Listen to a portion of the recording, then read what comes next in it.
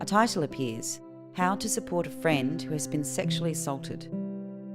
The speaker is Carolyn, a sexual assault counsellor.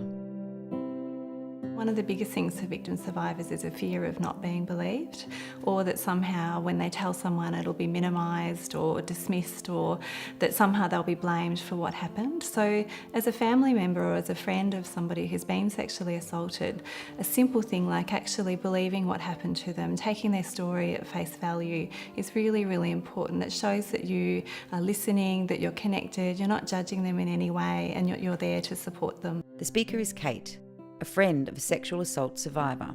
The first thing was really listening and really hearing what my friend wanted to say. So it was, I guess that initial conversation was a big conversation. So it was very intense and emotional, and I didn't know what else to offer her, and I think just to be there and to listen to her in that first moment of finding out what had happened, was the most important thing I could do.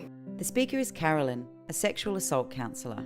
One of the major misconceptions that people might have about sexual assault is that it's perpetrated by strangers or people not known, but the reality is for the vast majority of victim survivors, the perpetrator is known to them, which means often it's somebody within the family or close family friend.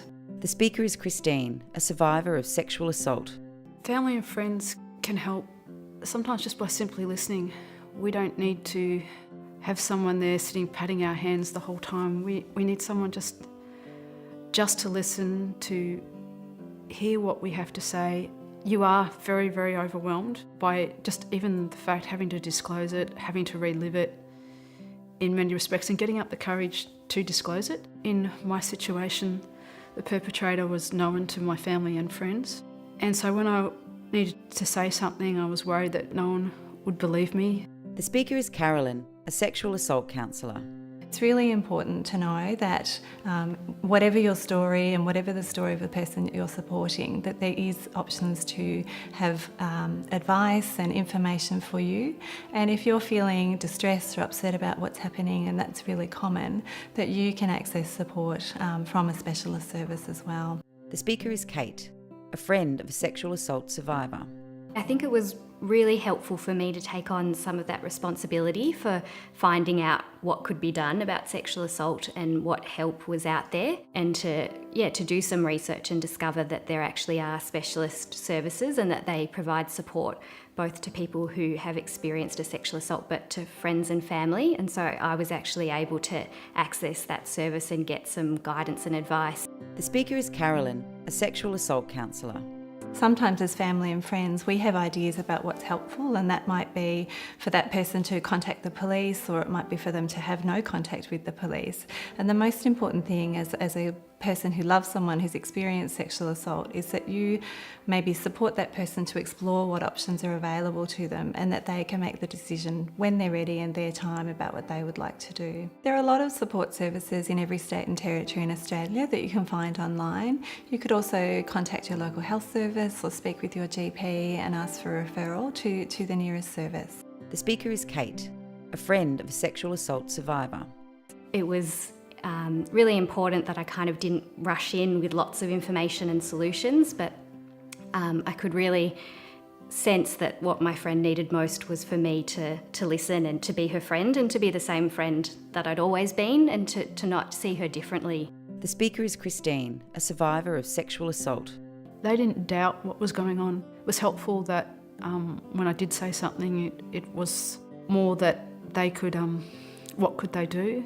I still haven't told them everything, but it was good that after I did speak to them is that I was still their sister, their daughter, and just a friend, and that's what I needed. The speaker is Carolyn, a sexual assault counsellor. One of the key messages for family and friends who are supporting a victim survivor is to know that there must be something special in your relationship for this person to feel like they trust you, and that you can support them with their story.